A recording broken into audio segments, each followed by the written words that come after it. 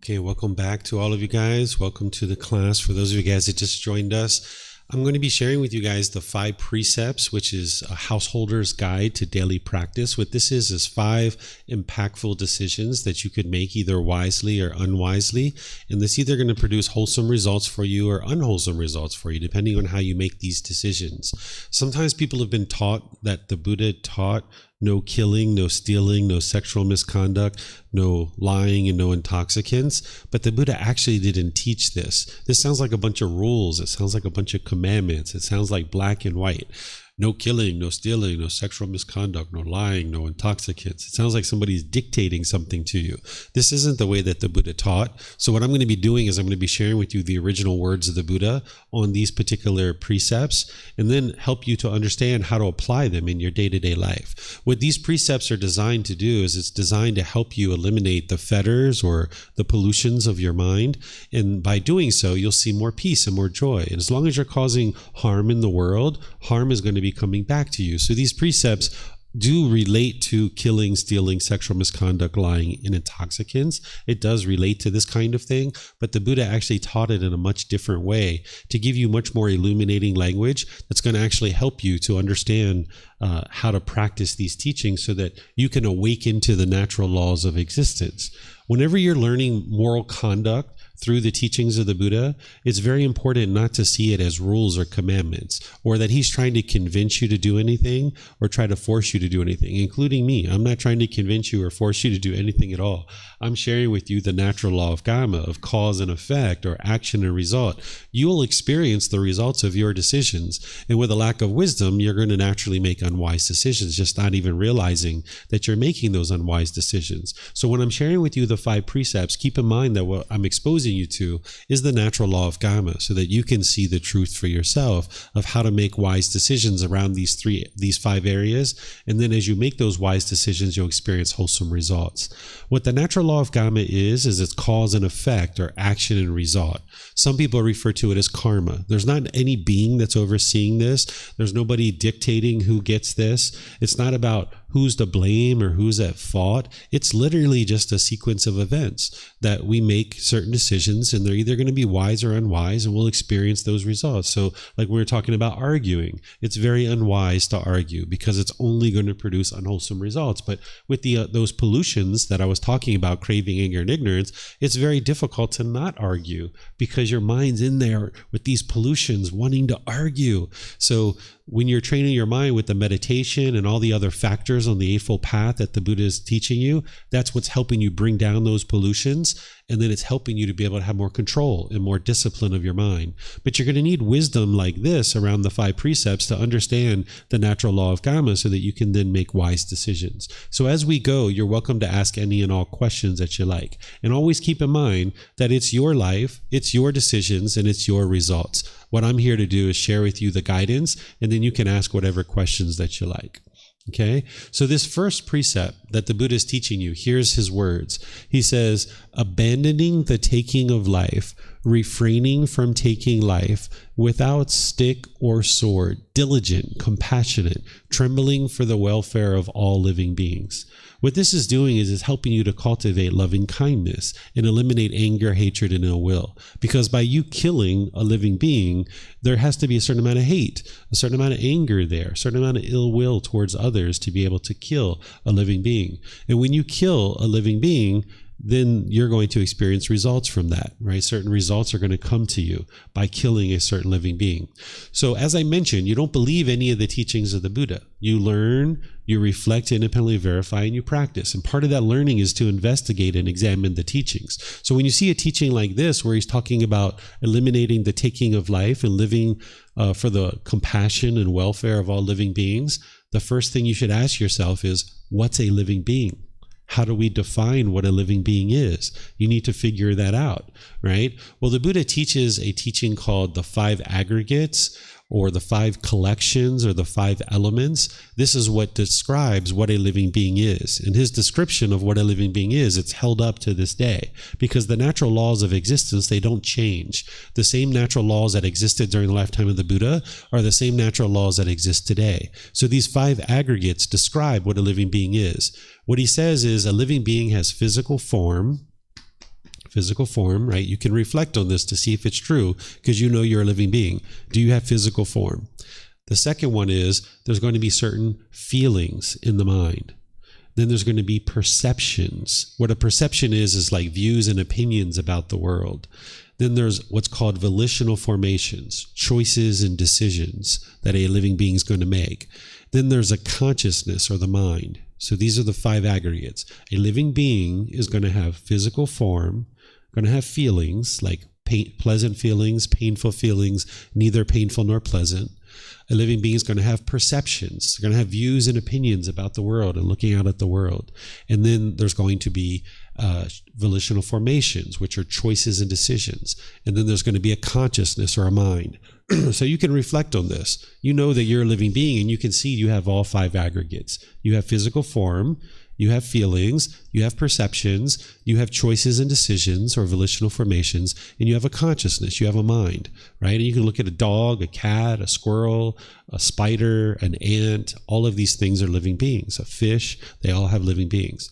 But then to independently verify this even further, you can take something that you know is not a living being, and you can ask yourself if it has all 5 aggregates, like this chair.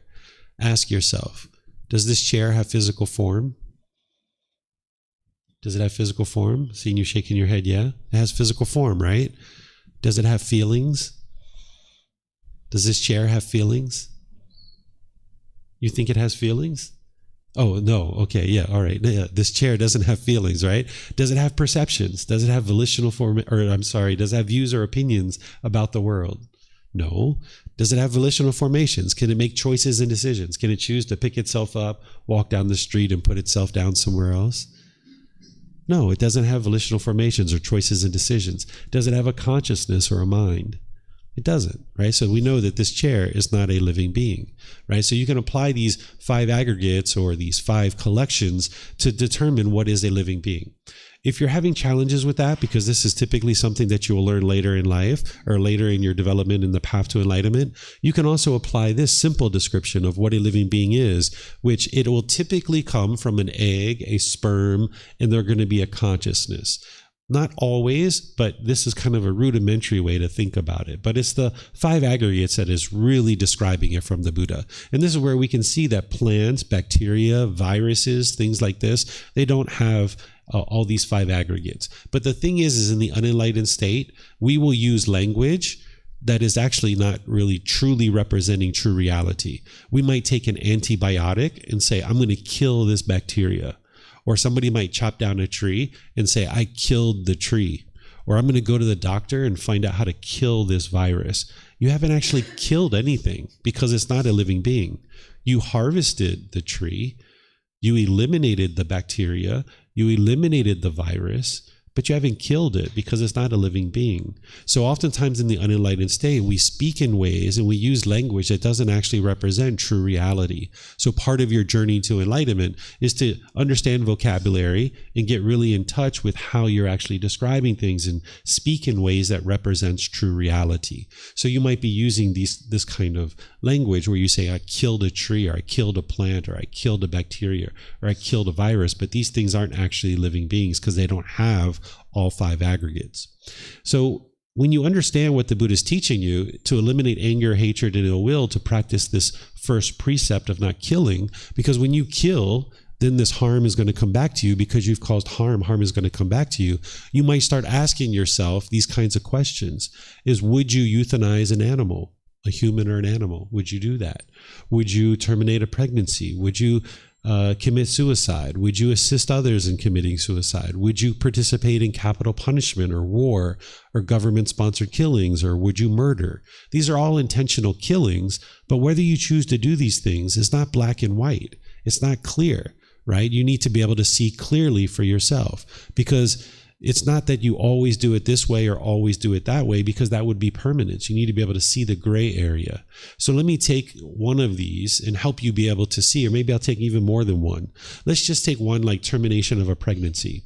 In some situations, people think that this is a political discussion. I don't think of it this way because it's a human thing. It's a human issue that we need to look at and make decisions about, and everybody makes their own decisions that they feel comfortable with. The teachings of the Buddha aren't here to tell you what you should or shouldn't do in your life. That's not what the Buddha is doing. He's just sharing with you the natural laws of existence. And if we terminate a pregnancy, there's an intentional taking of life. But whether you choose to do that or not, it's your choice. It's your own individual choice. And in some situations, it might be a wise choice for you to terminate a pregnancy. But in other situations, it might not be a wise choice. And that's for each individual person to choose for themselves. But with termination of a pregnancy, you need to look at this and realize that it's not black and white. Right? If we have a fetus inside of a womb and a woman knows that her life is at risk and that this particular fetus is never going to live a life outside the womb, and it's putting the woman's life at risk, well, if you're living compassionately for the welfare of all living beings, the best answer might be that you might choose to terminate that pregnancy. And that might be the way to live compassionately for the welfare of all living beings. But if an individual is constantly getting pregnant over and over and over again, and they're constantly using abortion as birth control, this could be unwise. And this is why if you ever did that, or you know somebody that does that, if they've had 3, 4, 5, 6 abortions, each time it affects the human body, and this individual is going to really struggle and have difficulties with their own health because of causing this harm. This harm is going to come back to them. So you need to be able to look at this and decide for yourself what would be wise and what would be unwise. And sometimes students come to me and they ask me, what should I do? I never give them an answer. I never say you should do it this way or you should do it that way. I say, well, if you choose to terminate the pregnancy, here's what you'll experience. And if you choose not to terminate the pregnancy, here's what you experience. And this is your choice. My role isn't to tell students what they should or shouldn't do in their own life. My role is to share with you the natural law of Kamma, and then you cultivate the wisdom and make the decision that's wise for you. So in some situations, terminating a pregnancy might be the wise decision. It might be living compassionately for all living beings. In other situations, maybe not. And that's for each individual to decide for themselves. We can take things like, say, war. Like, we can potentially go off into war and we could potentially kill, right? Our government could tell us, hey, we would like you to go over there to that foreign country and we would like you to kill those people. And when you come back home, we're not going to prosecute you for murder. We're not going to put you in jail, but you can go over there and kill those people.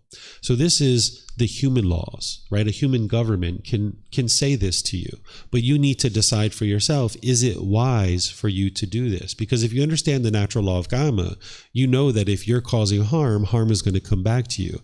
And this is why a soldier going off into war can very easily be injured. They can be killed themselves. They can have traumatic brain injury. They can have mental challenges. They can commit suicide when they come home. They can get addicted to substances. They can have all kinds of difficulties. This is the natural law of Kamma because it's affecting all of us, whether we're aware of this natural law or not. So a human government could make a law that says you can go over there and kill those people and we won't prosecute you for murder. But you can't escape the results of your decisions. If you go off to war, you're going to encounter the results of those decisions. Let's talk about some other things. Like, say you had termites in your home, right? And your termites were eating your home. And now, if you just let those termites eat your home, is that living compassionately for the welfare of all living beings? Because you and your family, you're going to be out of the home if you keep allowing these termites to eat your home, right? So you're going to potentially need to take action here. And what you might decide to do in order to live compassionately for the welfare of all living beings is you might use the internet to kind of search and see, is there a way to eradicate these termites without actually killing them? And what you might come back with is no. That's what we did. We researched and we realized, no, there's no way to get rid of termites out of your home without killing them. And you might need to hire somebody to come exterminate the termites. And this is the challenge in the animal realm, is that in the animal realm, they don't have the consciousness to realize, let's go eat these trees in the forest because it's not harming anybody if we go eat the trees in the forest.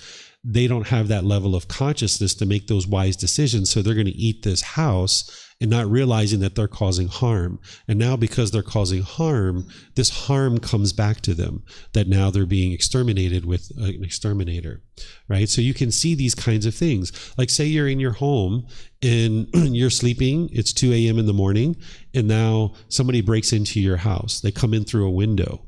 I can guarantee you they're not bringing you chocolate and flowers at 2 a.m. in the morning. They've broken into your house. So what do? Well, you live compassionately for the welfare of all living beings. If I was you, the first thing I would try to do is just get out of the house. If you can get out of the house and go to a neighbor's house or take your mobile phone with you and call the police, let the police come and deal with this. They have the knowledge, they have the equipment and the tools. They can deal with the situation. If this person wants to break some things or steal some things, so be it. I'm gone. Right? I'm going to protect this body, right? But you might be in a situation where you can't do that. You might look outside and there's a gang of people outside. So it's not about black and white. You can't do it the same way all the time. You might be backed up into the corner, and now this person is there with a knife or a gun or a baseball bat or something, and they're trying to cause you harm.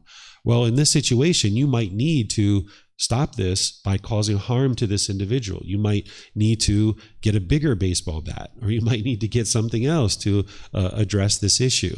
And if you do that, this is protecting this body, maybe protecting your family that's there. This is living compassionately for the welfare of all living beings. So the teachings of the Buddha, it's not a decision tree that if this happens, do this. Or if that happens, do this. It's not that there's a permanent answer to do things exactly the same way every single time. Instead, moving to a higher consciousness means that you need to think through the certain variables of a certain decision that you're in, and then decide what's wise in that particular situation. Based on your wisdom, you'll be able to make wise decisions. One of the primary things that Buddha is doing in his teachings is helping you to eliminate craving, desire, attachment, so you don't have discontent feelings. Because if you're in that situation where somebody breaks into your house at 2 a.m. and you have a bunch of fear in your mind, you're going to make unwise decisions with that fear.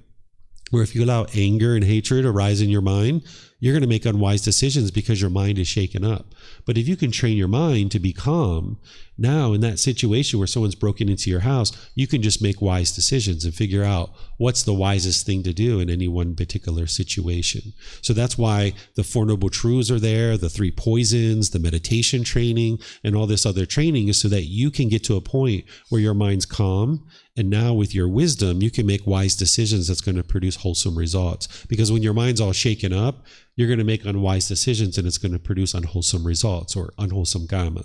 So these are some of the things that you might think about. Sometimes students ask me about a do not resuscitate or a DNR. This is where you can put a legal document in place that says that if you die, don't bring you back to life. Don't use medical technology to bring you back to life. And students ask me, is this an intentional killing? And the answer is no, it's not an intentional killing because you haven't killed anybody. You're just saying, hey, if I die, I'm comfortable with that. And if this body dies, don't use medical technology to bring me back to life. And the person is completely comfortable with death. So if you have one of these or you decide to do one of these, this is still living compassionately for the welfare of all living beings. And then sometimes people ask about eating plant-based products, like having a vegan diet or a vegan lifestyle. If you choose to do that, you're going to notice the results for yourself. Right now, you might be eating meat and you're being affected by that because the meat, not only are you eating the flesh of the animal, but the animal has to die in order for that to occur. And then when you're eating it, you're eating certain drugs and hormones and toxins. They've actually tested wild fish coming out of like a wild, like a stream in like a place like America that's supposed to have very clean stream. And when they test the flesh of the fish, they find over 80 different substances in the fish. They find things like cocaine and antidepressants and other toxins. Even though this is supposed to be a very clean waterway, us humans, we've been flushing prescription drugs and illicit drugs like cocaine and things like this into the toilet. So the water table of all of our places in the world have been polluted. So even a wild fish is absorbing things like cocaine and antidepressants and things like that. So when you're eating animal flesh, not only has an animal died in order for that to occur, but you're eating the flesh of that animal, which has in it the cocaine, the antidepressants, certain hormones and drugs and toxins, and you're being affected by that. So it's affecting your mind. So when you decide, or if you decide to move away from meat and move to a plant-based food supply, you will see the truth for yourself that the condition of your mind is more peaceful and more joyful because you don't have those substances in there that's kind of shaking it up. And that's where the teachings of the Buddha are independently verifiable, that you don't need to believe what I'm sharing with you. You can see the truth for yourself if you ever decide to move to a plant-based food supply. And you might even decide to research and see that human beings actually were exclusively plant-based eaters when we first came into the world. This is why our teeth look the way that they do. If you look at a cow's teeth or a horse's teeth or something like this, our teeth pretty much mimic what their teeth look like. That's why cows and horses, they exclusively eat plants because of their teeth. That's how they've evolved. And human beings, we at one time were plant-based eaters. We only started eating meat out of necessity because we became so populous that we ran out of plants in the forest. So we started taking over the hunt of lions and tigers and things like this. When they would kill an animal, we would kind of get in a group and a pack and we would chase them away, and then we would eat their kill. Well, then we became so populous that wasn't working anymore, that we ran out of food. So we started learning how to do organized hunting. So as human beings, we started organizing, we started working together as a team, and we started hunting and killing wild animals, and we started eating wild animals. And then that wasn't enough. So then we started doing manufactured farming. And now we have people who, that's their job. They manufacture animals so that they can be killed and then they can be eaten. And that's why we now have a certain amount of food that serves the population. But we can actually produce a lot more food through plants, and we can actually live much more healthy. This is one of the reasons why we experienced COVID just recently. If you look at COVID, it came from the animal world. If you look at HIV or swine flu or bird flu, this is the results of our decisions. This is the unwholesome results, that because we're killing and eating animals the way that we do, the viruses from the animal realm are jumping into the human realm, and now we're being affected by this. This is the natural law of Kamma. Nobody's controlling this. Nobody's forcing this. It's not punishments. It's not rewards. It's just the results of our decisions, that because we're choosing to kill and eat animals, we're coming in close contact with them. So these viruses and diseases are making their way into the human world, and now we're all affected by those things. So if you decide to improve your food supply, you might decide to move to a plant-based food supply. I'm not going to tell you to do that. I'm not going to force you to do that. Nobody's going to control you to do that. But if you would like to do that, you'll see the results for yourself, that as you do, the condition of your mind will gradually improve and the health of your body will improve as well. So any questions on this precept, this first one? You have some questions? Yeah, go ahead, Peter. For those of you guys online, you can ask questions through Facebook, YouTube, or Zoom, or you can raise your hand in Zoom and ask any questions that you like.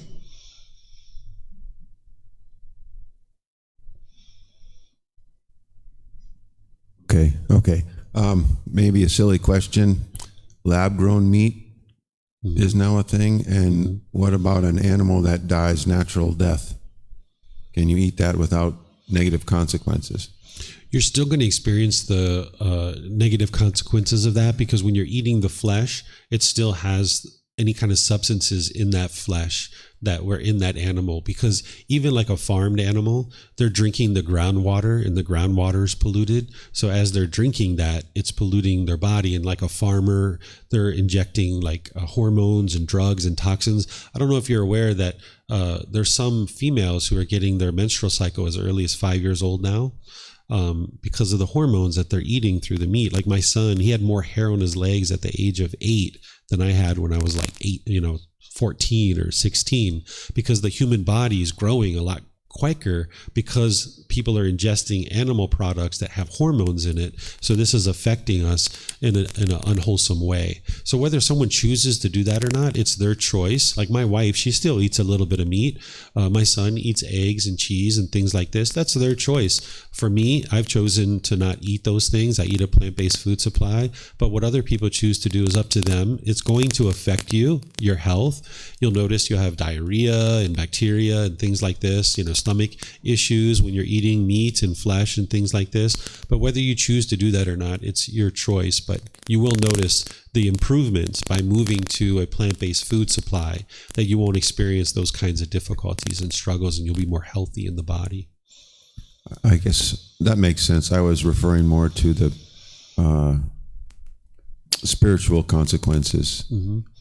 Yeah, so there isn't like any being that's overseeing all of this and making sure you get some kind of punishment for killing this being. It's all cause and effect, or a sequence of events. It's kind of like if somebody stole the car and then you drove that car, and now you're driving that car, you're going to have problems because the owner sees you driving their car. They're going to probably beat you up or try to kill you or call the police or something like that. Even though you didn't kill the car, you're still being affected by driving that car. It's the same kind of thing that if some farmer kills the animal, you're eating it. That's a sequence of events. There's a cause and effect. And by you eating that flesh, it's affecting the health of this body in this mind.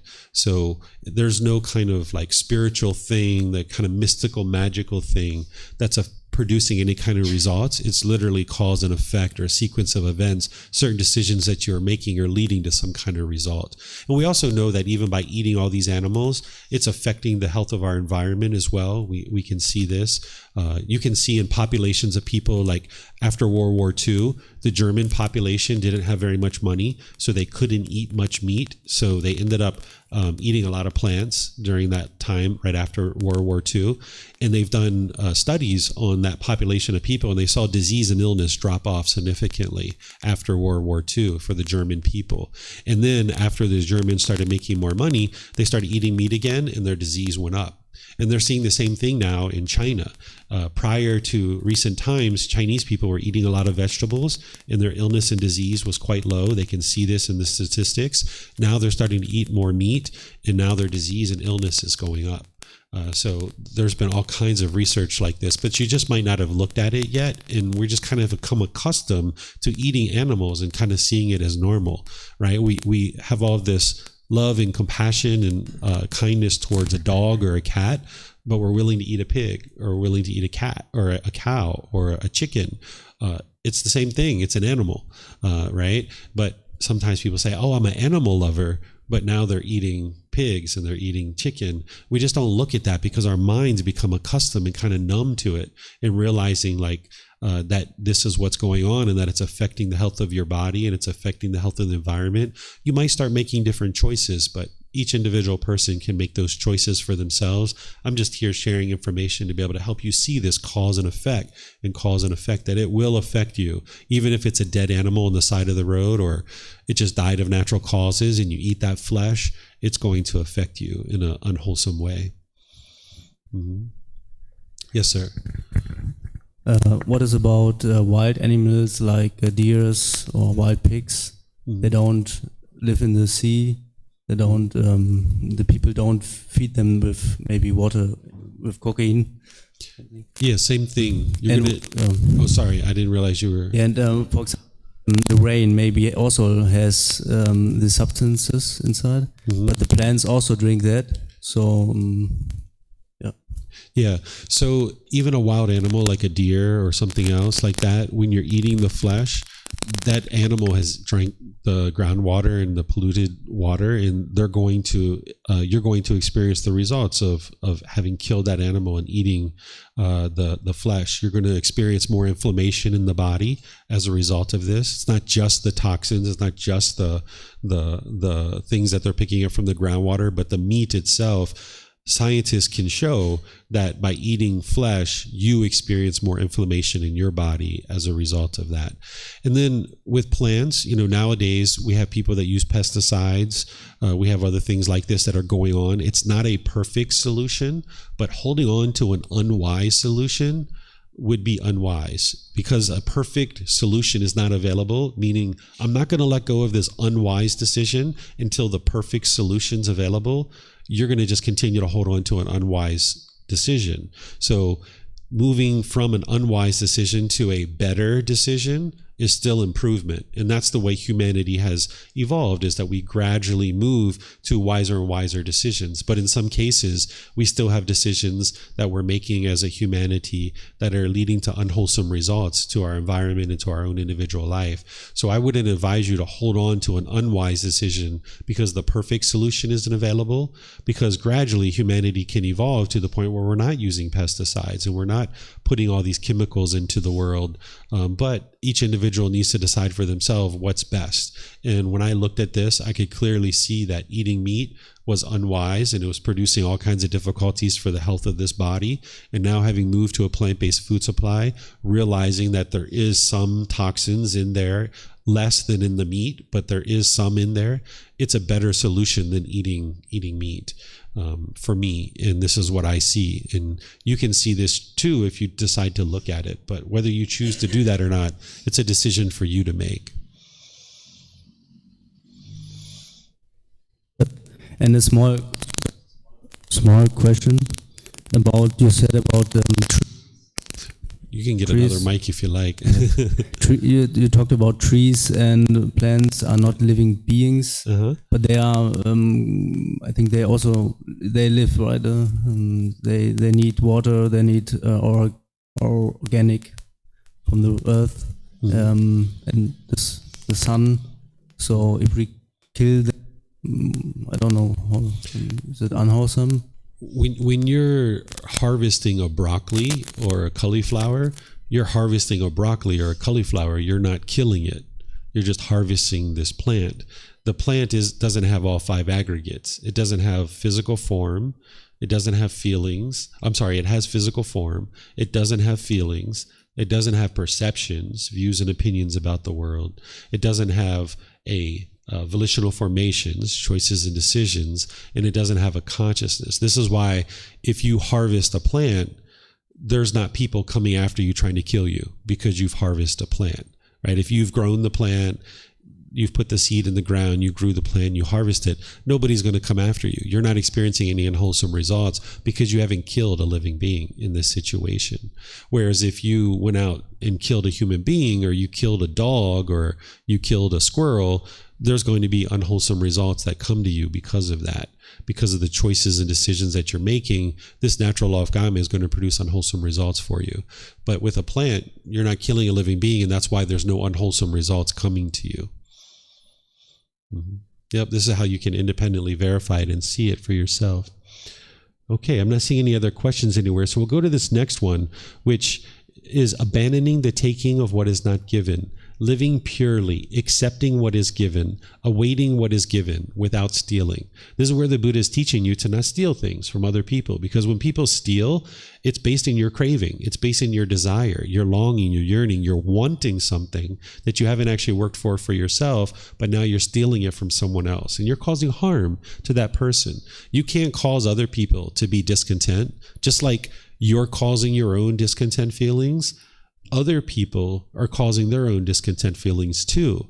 So you're not causing your mom to be angry or frustrated. If other people are blaming you for their feelings, you're not actually causing their feelings. You can harm others, but you can't cause them to be discontent. So this is something that you, based in your own cravings, based in your own desires, if you stole something from somebody, you would be causing harm to them. So if I stole somebody's car, I've caused them harm because now they can't go to work and they can't make money, or they can't take their kids to school, or maybe they can't go shopping and get supplies and resources that they need to live life. So I've now caused this person harm, and harm's going to come to me because of this. Things are going to happen in my life that are going to drastically affect me because of the harm that I've inflicted on these people. So this precept, the Buddha is describing to you to not steal, because it's wise to not steal so that you can eliminate your cravings, your desires, your attachments.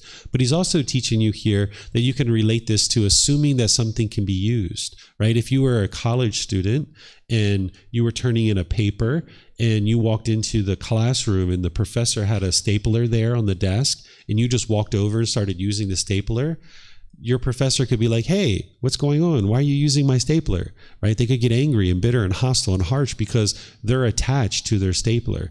And if you did this would produce you unwholesome results. This professor, not realizing that they're causing their own discontentedness, they could end up now giving you a failing grade on your paper or a failing grade in the class. And if you would like to get to a point where you're protecting your mind and you're making wise decisions, it would be unwise to assume that something could be used. You can get to a point where you understand that, okay, if I'm going to use this thing and it's not mine, I should ask permission before I use it. And this is very wise, not to assume that something can be used. Also, the Buddha is teaching you here, accepting what is given. Here, what he's describing to you is that as people are practicing generosity with you, that it's wise to accept what people are giving you. Because say grandma gives you a sweater that you know you're never going to wear that sweater ever, right? If you were like, no, grandma, I don't want that sweater. Don't give that to me. You're shutting down grandma's opportunity to practice generosity. She's giving and sharing. It's helping to enhance her mind. And if you shut her down, eventually she's going to get to the point where she just doesn't give you anything. She doesn't practice any generosity with you. So what the Buddha is teaching you is to accept what is given, right? But remember, this isn't black and white, right? If somebody offers you cocaine or heroin, like here's a gift, you're not going to accept that, right? That would be unwise to accept cocaine or heroin. So this isn't a black and white decision tree trying to tell you what you should or shouldn't do. Instead, it's helping you to be able to see what would be wise and unwise. And when people are giving you gifts and practicing generosity, it's wise to accept those. So now if I accept grandma's sweater and I know that I'm not going to wear it, I can give it to somebody else, right? I can just practice generosity with someone else and give it to them. And then now they get to use it. And eventually it'll find a home of people who will actually be interested to use it, right? Then you see here, awaiting what is given. What this is making sure that you're not taking things from people or putting expectations on people to get things that you want from them. If you have a life partner, if you have somebody that you're living with and they're going on a business trip, now if you put your expectations on them and try to get them to give you what you want, now when they come back and they don't have what you want, you would be frustrated perhaps, or irritated or annoyed. And then also that person being burdened with your expectations is now going around and trying to figure out where they can get this thing for you. Where what the Buddha teaches you is just await what is given, that you don't put your expectations on people to give you something. And this is the way to protect your mind and protect your relationships as well. Whereas if you put your expectations on people, this can cause strain in your relationships. So any questions on this one? No questions on this one? Okay. So now we have the third precept, which is oftentimes translated as no sexual misconduct, but you can see here the Buddha is giving you much more details and much more guidance here. I'll read it to you and then I'll explain the ways that you can apply it. He says, abandoning unchastity, abandoning sexual relations with women, men who are protected by their mother, and father, brother, sister, or relatives, who are protected by teachings, who have a husband, wife, or partner, whose violation entails a penalty, or even with one who has been garlanded by a man, woman, or partner as a sign of engagement. So he's explaining to you how to have sexual contact in a way that doesn't cause harm to others. He's explaining certain ways that you could cause harm through your sexual activity. Because if you're going to have sexual activity, you would like to do it in a way that doesn't cause harm. So here, this first one, I kind of draw out sex with minors. This is where he's talking about men or women who are protected by their mother, and father, brother, sister, or relative. If you were to have sex with an 8-year-old child or 12-year-old child, they're learning, they're growing, they're developing with their family. And if this is a very impactful activity to have sex with somebody, you can think back. If you've had sex to the very first time you had sex, it was very impactful for you. And if you experience this at the age of 8 or 12, this can be very impactful for you. And it takes you away from learning the things that you need to learn with your parents. And this can affect somebody's development as moving into adulthood. So that's why the Buddha says it's unwise to have sex with somebody who is of a young age. And in most countries, this is also the human law. Not only is it the natural law of Kamma, but it's the human law too. But there are some countries where it's legal to have sex with children. And if you look at those societies and those places where that's actually legal and they're actually doing that, you can see that those places aren't very well developed, that they're really struggling socially because the people and the elders that are in the community have a really hard time guiding the government or guiding the group of people or the population, and that group of people, that country is really struggling. So the Buddha here is sharing that it would be unwise to do that because it produces unwholesome results. And you can see this to be true. The Buddha here, where he says, whose violation entails a penalty, that is sex without consent. So if you are like forcibly having sex with somebody, this is harming that person, and it would be unwise to do that, and harm will come to you as a result. Where the Buddha says abandoning unchastity, this is like sex with multiple partners. What chastity would be is like having sex with nobody. They had things in ancient times called chastity belts, where it was like this metal underwear that fathers would put on their daughters, and it would have a lock and a key. I can't imagine walking around like that with metal underwear, but this is what they had during ancient times. And the father had the key, and nobody could take off these metal underwear unless the father opened up the key, right? So that would be chastity, like not having any sex whatsoever. It's called a chastity belt. Well, unchastity is just the opposite. That's like having sex with multiple people all over the place. You know, today having sex with 2 or 3 people, tomorrow having sex with different people, maybe this week having sex with one person, next week having sex with another person. And you can see that if you've ever done this, or you've ever known somebody that has done this, we experience certain unwholesome results. This is where sexually transmitted diseases come from. That's our kamma, from making the unwise decision to have sex with multiple people like that. We experience these unwholesome results. And we can also have other things that go on in our life as a result of this too. So that's why the Buddha is teaching to abandoning unchastity. Sex while living at home with relatives. What I'm sharing here is that in some cultures, what you do is maybe you're 20, 25 years old, 30 years old, you meet a certain partner, and then you go to your parents and you say, hey, we would like to move in and start our relationship at home. Will you allow us to move in so we can save up money, and then we'll go buy our own house in a few years? And your parents say, yeah, sure, you guys can move in, right? And in this situation, your parents have accepted the relationship. So this isn't the one where the Buddha is saying protected by their mother, father, brother, and sister. This is something that your relatives have accepted, and they understand that, sexual contact is part of your relationship, perhaps. So in this situation, you're practicing this precept. Then with sex with someone who has been previously decided to remain celibate, this is where the Buddha is saying, who are protected by teachings. There are certain people who, in their journey to enlightenment, have decided to no longer have sex. And if you decided to lure that person away from their celibacy, this is causing harm to that person, and it's causing harm to you too. Because getting to enlightenment is the very best thing that could ever happen for an individual. But then for that individual to be in a community and then share the teachings with others of how to get to enlightenment, this is the very best thing for that individual, but also for the community, if that person chooses to share teachings to help people to learn. So if you were to lure that person away from their celibacy, it would be causing harm, and then harm can come to you.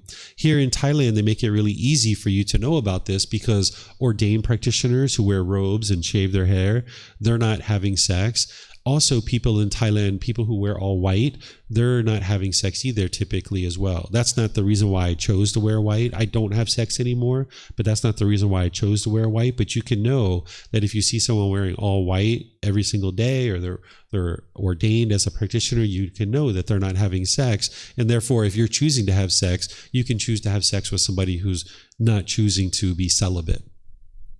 Then sex with people who are already in committed relationships, or sex outside of any relationships that you're committed to. This is where the Buddha is talking about who have a husband, wife, or partner, or even with one who has been garlanded by a man, woman, or partner as a sign of engagement. If you went outside of a relationship that you currently have, or if you lured somebody out of an existing relationship and tried to have sex with them, this is going to cause harm in these relationships. And this is why people have been beat up, they've been murdered, you lose your reputation in your community, you might lose your job, you might lose income. All these things happen as a way of the natural law of Kamma. So if you're going to have sex, have a loyal, loving, consenting relationship with one partner. And then when you're done, and you move on, and you now go have another loyal, loving, consenting relationship with someone else. Here also we talk about sex with people who are human trafficked. This is where someone's like being forced to have sex for money, and now there's people who are controlling that person to have sex. If you were to have sex with that person, you go into that kind of environment with like a sex worker or something like that, you're very likely to get beat up, to get robbed. You can even get murdered. You can get sexually transmitted diseases. This is the unwholesome results of our decisions to do these kinds of things. Then I was just talking kind of about paid sexual services. It's the same kind of thing. You can get, injured, you can get murdered, you can get robbed, you can get sexually transmitted diseases. These are all the unwholesome results of our unwise decisions to go in the direction of paid sexual services. You can also get addicted to that, and you can notice a lack of income or lack of wealth, that your money gets expended because you're constantly spending money to go have sex with people. Notice that the Buddha doesn't include same-gender relationships here. Right? The Buddha was aware of same-gender relationships during his lifetime because he talks about it in his teachings. This is something that's been happening since the beginning of time. If you understand the universal truth of impermanence, then you understand that it's not possible for every man to be interested in having sex with someone of the opposite gender. And it's not possible for every woman to be interested in having sex with the opposite gender too. There's going to be some women and some men who prefer to have sex with the same gender. And if you have two loyal, loving, consenting adults having sex with each other, they're not causing harm to anybody. So that's why the Buddha doesn't include it here. He was well aware of it. 2,500 years ago, he was so wise and so awake that he understood that same-gender relationships doesn't cause harm. Today, we have individuals who don't understand that, and you'll see people that will get angry and bitter and harsh because they are craving for every woman to have sex with a man, and they're craving for every man to have sex with a woman. And when their craving isn't getting fulfilled, their anger is arising. And where this is coming from is their ignorance or their unknowing of true reality. So if you're a person who prefers same-gender relationships, or there's other people around you who do, this is completely normal. They're not actually causing harm to anybody. If they're in a loyal, loving, consenting relationship, having sex with just one person at a time, this is not causing harm to anyone. And this is why if you're in that kind of relationship, you'll not experience any unwholesome results as part of that. So we can understand same-sex partners through the teachings of the Buddha with the universal truth of impermanence. We can also understand same-gender or transgender individuals, that this is completely normal. That if you understand that the body is one thing and that the mind is something else, that it's possible for an individual to be born into a body that their sexual organs are male, but their mind identifies as a female. Or the sexual organs are female and their mind identifies as a male. Because if you understand the universal truth of impermanence, then you understand that not every body is going to identify in the same way as the mind. That if this was the case, that if everybody who had male sexual organs identified in the mind as a male, this would be permanence. But we understand the universal truth of impermanence, that this is impossible. And the same thing is true for a woman, that if every person who had female sexual organs, if their mind identified as a female, this would be permanence. But yesterday I taught you guys the universal truth of impermanence, and you can see that it's just not possible for that to occur. And also, if you understand the cycle of rebirth, that we all have been different beings at different times, and countless beings at different times, maybe before this, somebody was a female multiple times, and now they've ended up with this consciousness in a male body. So their mind is identifying still as a female from their previous lives, but this mind has ended up in a body that is of a male sexual organs. So this transgender individuals makes complete sense if you understand the universal truth of impermanence and you understand the cycle of rebirth, and you've independently verified these things for yourself. Sometimes people ask me about masturbation, of whether, this is helpful or harmful or what have you. It really all depends. Masturbation can be helpful in some situations, and in other situations it can be harmful for you. It all depends on whether you're increasing your sensual desire or you're increasing or decreasing your sensual desire. I'll give you some examples. Say that somebody had 5 or 10 boyfriends or girlfriends, and they hear me in this talk and they're learning how unwise it is to have 5 or 10 boyfriends or girlfriends. And they're like, you know what? I'm going to bring this down to just one person, and I'm just going to be having a relationship with one person from now on. Well, your sexual cravings might be so high that in this situation, you find it a real struggle to just be having sex with one person. And you might need to use a little bit of masturbation to bring your cravings down to get to a point where you can just have sex with one person. And in this situation, masturbation was actually helpful. It produced wholesome results, that you went from 10 boyfriends or girlfriends down to 1. Or say that somebody was interested in going out and raping an individual and forcibly having sex with someone.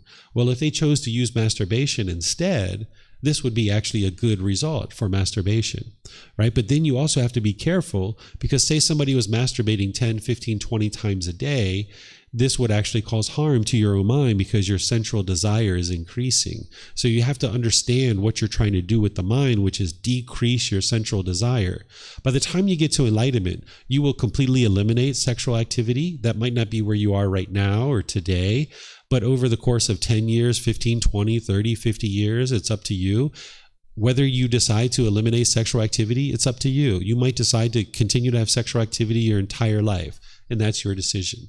But if you would like to get to the permanent peace and the permanent joy, you would eventually need to eliminate sexual activity. And you can do all the other work on the path to enlightenment and still be having a sexual activity and be in the second stage of enlightenment. And then at some point, you might decide that you're going to eliminate sexual activity. Because if you've ever been having sexual activity and then you went a period of time where you're not having it, you probably noticed that you were agitated or annoyed or frustrated during that time where you couldn't get sex. You wanted it, but you couldn't get it, and you were frustrated and agitated. So as long as there's a craving for sex, you will continue to experience discontent feelings. So by eliminating it 100%, you'll ultimately get to a point where you can be more peaceful and more joyful in life. But when or if you ever decide to do that, that's your choice. And as you are doing that, masturbation might be something that you decide to use in order to help you decrease your sexual craving.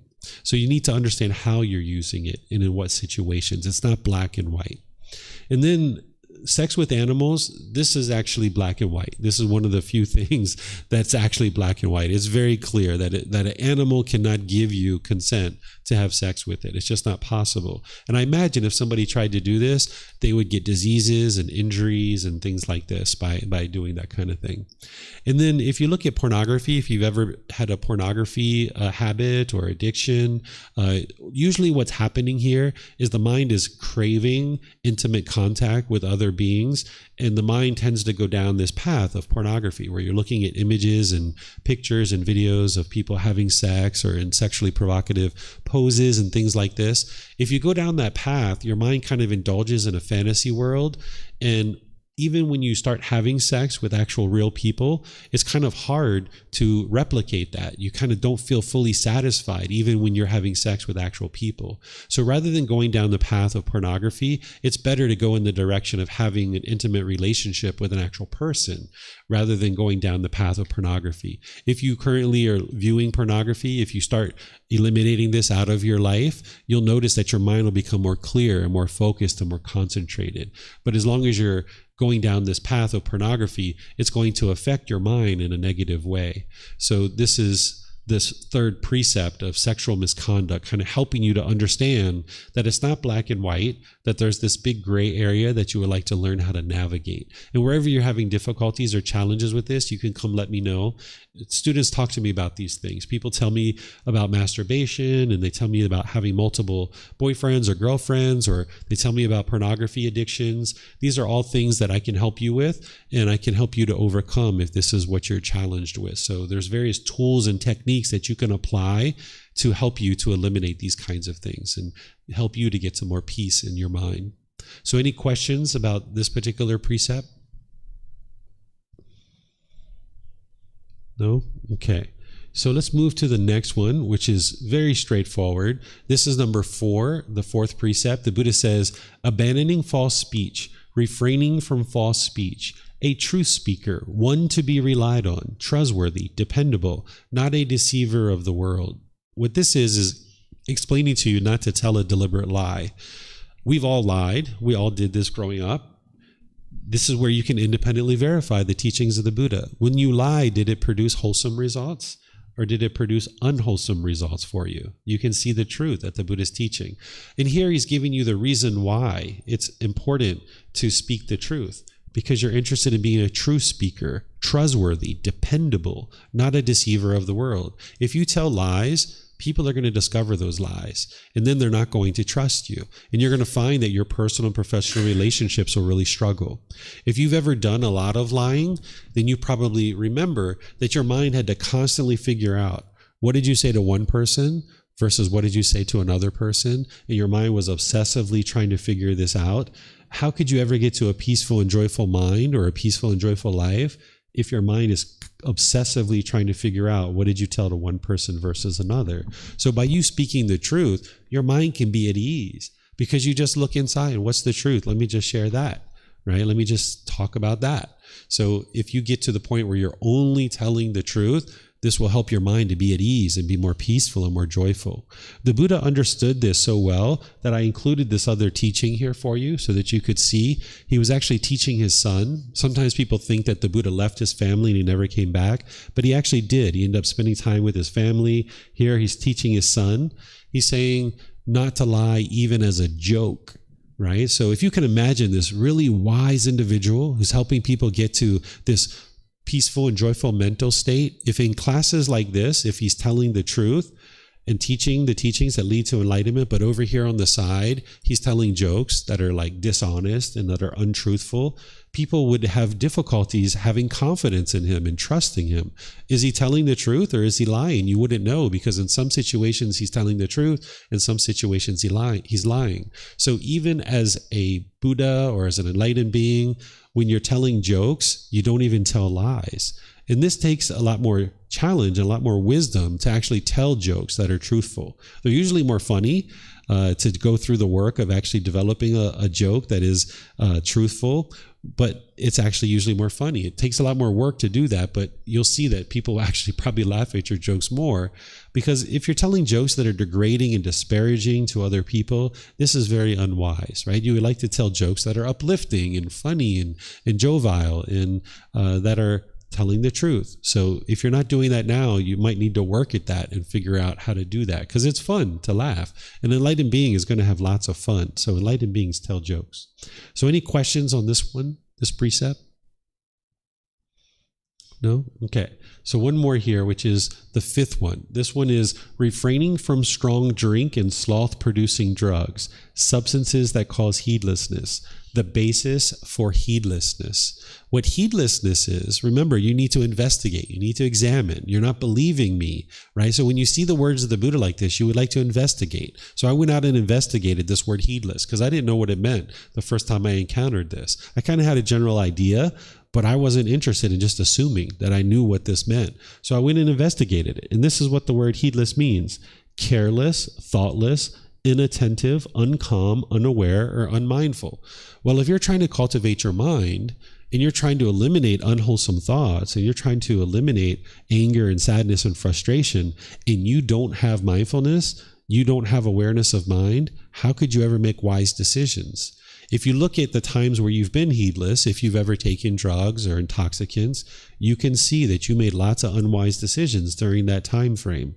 So that's in the past, and now you can learn something new. You can learn this better way of life. By eliminating substances that cause heedlessness, your mind will be more crisp. It'll be more clear. You'll be able to make wise decisions that lead to wholesome results.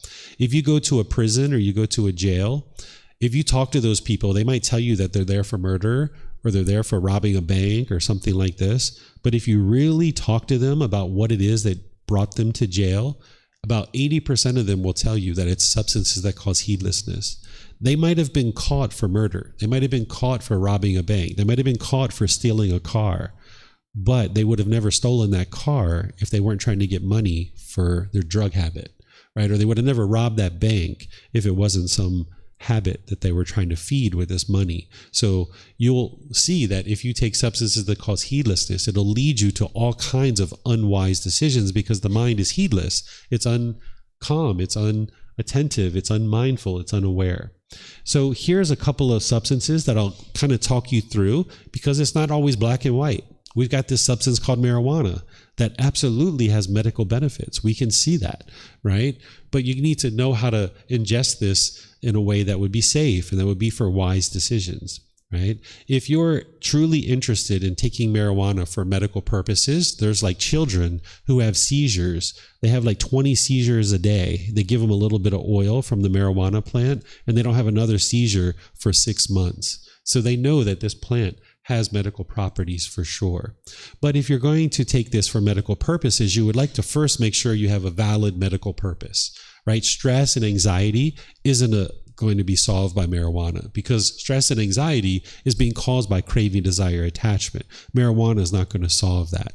But if you have seizures or something like this that truly could be treated with marijuana, what you're probably looking for is a high CBD, because there's different parts of the plant. There's THC and there's CBD. So you're looking for a high CBD and a very low THC. And you're probably going to ingest it through like an oil or an edible.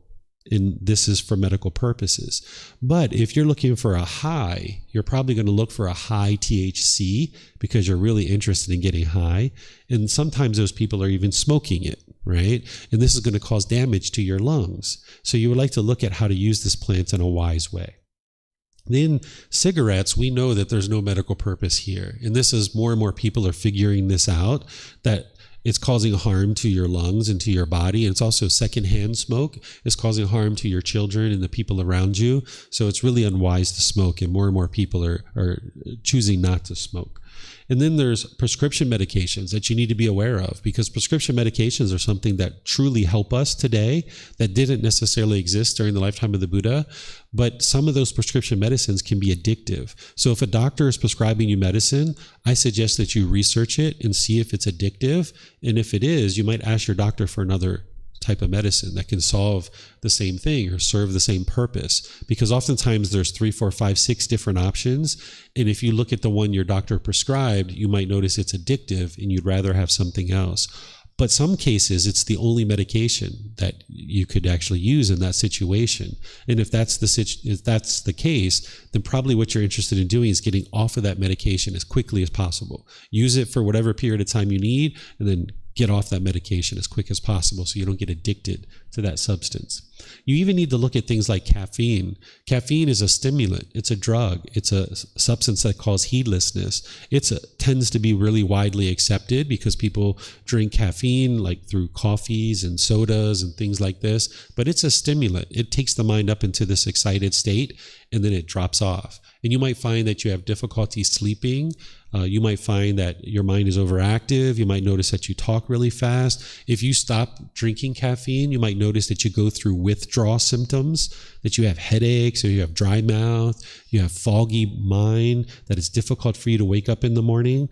And this is because of the substance. But if you purify your life practice, if you get through 3 or 4 or 5 days of not having this substance, you can get to the point where you're drinking things that are hydrating to the body. That's the purpose of putting liquid into the body, is to hydrate the body. If you keep drinking caffeine or relying on caffeine, and you can only feel energy and you can only feel awake when you have caffeine, that means you're going to drop off and you're going to feel tired and exhausted at different times. But by the time you get to enlightenment and you train your mind, you'll have natural energy where you won't feel exhausted and tired. But if you rely on a substance to pick you up and get you into that energetic state, then that means your mind never has the opportunity to develop natural energy. So by getting rid of your caffeine in your life, you can develop in your mind to have natural energy where you can have sustaining energy all through your day. An enlightened being doesn't get tired or exhausted. They get sleepy where they need to sleep, but they don't get tired or exhausted. So if you continue to rely on caffeine, you're not allowing your mind to develop the natural energy. So when or if you ever decide to let this go, I suggest you do it gradually. Whereas if you're drinking 2 or 3 or 4 cups of coffee a day, for example, you might gradually shrink that down, getting down to 1 per day. And then maybe one day drink one day don't. One day drink one day don't. And then go 1 day with one, 2 or 3 days without. 1 day with one, 4 or 5 or 6 days without. And kind of gradually do this. Because if you try to do it abruptly, your mind doesn't like that impermanence. Because of its craving, it's going to try to hold on to this caffeine. So if you do it slowly and just make little incremental changes, it's almost like your mind doesn't recognize what you're doing, and you can just gradually move away from it. And you'll see the improvement to the condition of your mind and your ability to do the things in day-to-day life. And your mind can develop natural energy. You even need to pay attention to sugar. If you take sugar in excess, this can produce heedlessness too, right? So as a child, we might have ate a whole lot of sugar and we got a sugar high and then we crashed, right? So you even need to pay attention to that as well. But you can surely eat sugar. It's just an excess that it causes difficulties. And then some people will tell you that psychedelic substances actually will help you get to enlightenment, this isn't actually true. Psychedelic substances can produce this introspection and this inward looking eye to kind of look inward, but you need to be able to cultivate that on your own through your own natural ability. Because in order to get to enlightenment, you're going to need to be introspective and you're going to need to look inward. And if you're relying on a substance to be able to produce that, you're not able to develop that naturally in the mind. So any kind of psychedelic substance is actually not helping you get to enlightenment. It's actually doing just the opposite. It's hindering you because it's not allowing you to develop the natural ability to be introspective and look inward, to be able to develop that, because you're going to need to be introspective at different times in your life. As you have different challenges and different decisions that you need to make, you can't just be like, all right, I'm not going to make this decision right now until I take my substance, and now I'm going to take this substance and then I'm going to make this decision. This is very unwise. You're going to need to cultivate that introspection to be able to look inward and decide what would be the wisest decision here. So being free of all these substances will help you to be able to do that. And there's other substances here too. I'm not giving you an exhaustive list. I'm just going through some of the ones that people have the more challenges with. Of course, alcohol would be one of the things that you could see here. Nowadays, they have synthetic drugs and things like this. So if you notice, the way that the Buddha is teaching is he's using language that is timeless, that you could apply this precept now and forever. Because the Buddha could have never envisioned that we created PCP or LSD or any of these other chemical and synthetic drugs. So he can't give you a whole list of drugs and intoxicants that would potentially be damaging for your life. But if you understand what he's teaching about heedlessness, then now and forever, if there's any substance that is created that produces heedlessness, you would know that it would be unwise for you to ingest that, because it's going to promote the mind being uncalm, unattentive, unalert, unaware, and unmindful. Okay, so any questions here? Yes, sir.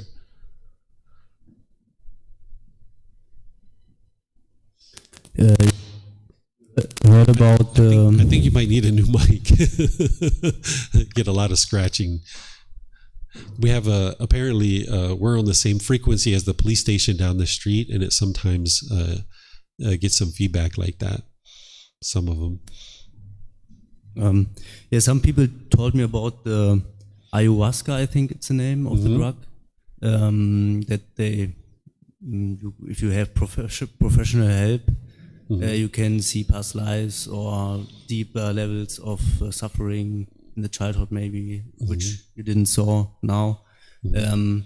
So they say that it could help you if you do this once or so. What do you think about that? Or you heard about that? Yeah, this falls into the psychedelic substances. It's a psychedelic substance that's created. So everything that I said about psychedelic substances would apply in that situation. It's actually not helping you.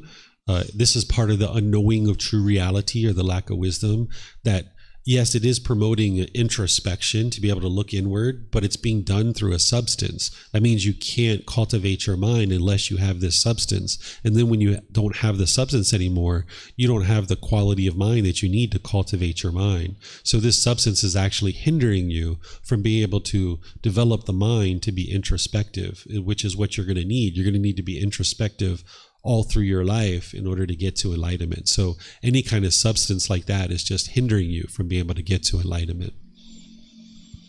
And another question, in Germany, in particular in my surroundings, the people drink a lot of alcohol, beer especially. Also my friends or people I hang out, maybe also will hang out in the future, they drink a lot of beer. So I'm not so much interested in this. I like beer, but I don't need it if I'm alone. But I think if I'm back with these guys, I maybe sometimes would like to drink 2 or 3 beers to be a bit in the flow with them. But I want to make progress on my path. So I don't know, what do you think about that? I think I would like to do this with them, because there is also a bit craving of being with them around, drinking some beer, but maybe not become too drunk. But if it's too much hindrance, then it would be also not good. Yeah, so one of the things that Buddha teaches you is to cultivate wholesome friendships and wholesome relationships. And if you're around people that are doing unwise things, you're going to tend to do those same unwise things. And if you cling to these relationships, then when you're around them, yeah, your craving's going to come up, your central desire that you want to fit in, or you want to drink beer with them because you have that central desire of the tongue. Remember what liquid going into the body is for. It's to hydrate the body so that you can be healthy. Alcohol being put into the body actually dehydrates you. It's actually just the opposite of what you actually need to accomplish by putting liquid into the body. And it's going to promote this heedlessness in the mind too. So you're going to need to either let go of the friends and move on and forge new relationships with people who are into wholesome things, so your mind doesn't lean in that direction, or your mind's going to need to be so disciplined that even when other people are drinking, you don't have any craving for that. Because in the past, I used to be around people who would drink, and I would just drink water.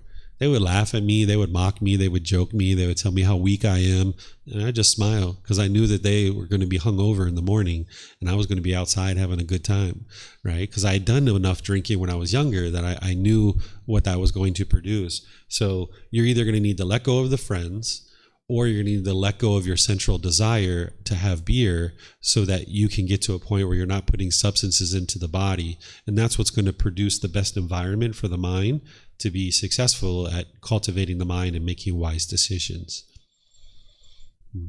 You're welcome. Okay, I'm not seeing any other questions. So it's just a little bit after 12. It's 12:10. We usually take an hour and a half lunch break, but can we take an hour and 20 minutes today? Come back at 1:30. Is that possible for you guys? Yeah, we can do that? Okay. So I'll see you guys at 1:30, where I'm going to be teaching walking meditation. So if you guys would like to learn walking meditation, come back at 1:30. Enjoy your lunch, and we'll see you later. Okay? Sawadee Kap.